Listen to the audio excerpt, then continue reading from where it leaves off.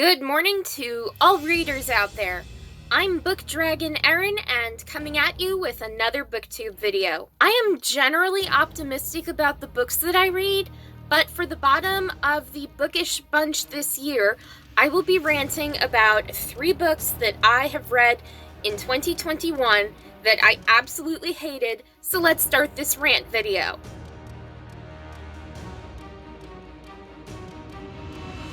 The books that I disliked the most in 2021 include The Knife of Never Letting Go by Patrick Ness, No Exit by Taylor Adams, and Don't Stay Up Late by R.L. Stine.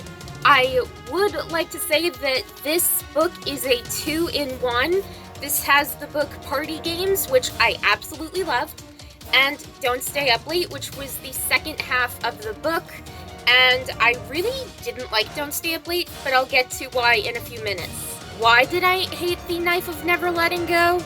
This book starts off with our hero Todd, who is told nothing of his destiny or about his roots. Like, who are Todd's parents? Why does Todd's enemy seem obsessed with Todd's mom? Why does his enemy say, oh, my mom was named this too? I mean, are they half brothers or something? I put this book in my DNF zone, so I don't know all the answers to this book. But moving on. This book is a continuous loop with bad things happening on every page turned that it gets so exhausting. I was into it at first, but then as it progressed into even darker sort of dangers, it was really, really brutal and I couldn't handle it. And then the third reason, which is the biggest reason why I hate this book, the dog dies in such a brutal way that it got me emotional. I literally cried and I had to stop reading this book or else I'd lose it even further. I can deal with human deaths in books, but not animal deaths. I mean, who's with me on this one? I mean, hunting properly is one thing because you take what you need to survive and not more. That's proper hunting.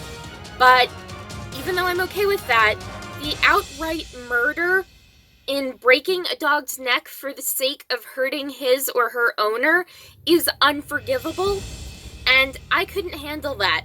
Moving on to why I hated No Exit. This book takes forever to get into, and we've got a girl with a boy's name driving through a snowstorm, and then she is stranded in this weird hunting lodge that's really solitary and secluded, and there are a few other people in this hunting lodge, and this girl's narrative is just so boring. I tried to give it as many chances as I could, but this book did not live up to expectations, so I put it aside. There are also way too many bad puns in this book. I mean, the first thing that stands out is there's no kidnapping if there's no kid in the car. That is such a total groaner, and I just honestly hated that. It got on my nerves and got under my skin, so I was like, okay. Moving on to the next bad pun. Okay, it's getting worse. Moving on to the next bad pun. Out of the frying pan and into the fire. Great, I am so unentertained that it's so boring. Then, not much action happened until the middle of the book, but even then it wasn't thrilling to me, so I DNF'd this book. And for those of you who do not know what DNF'd means, that means did not finish.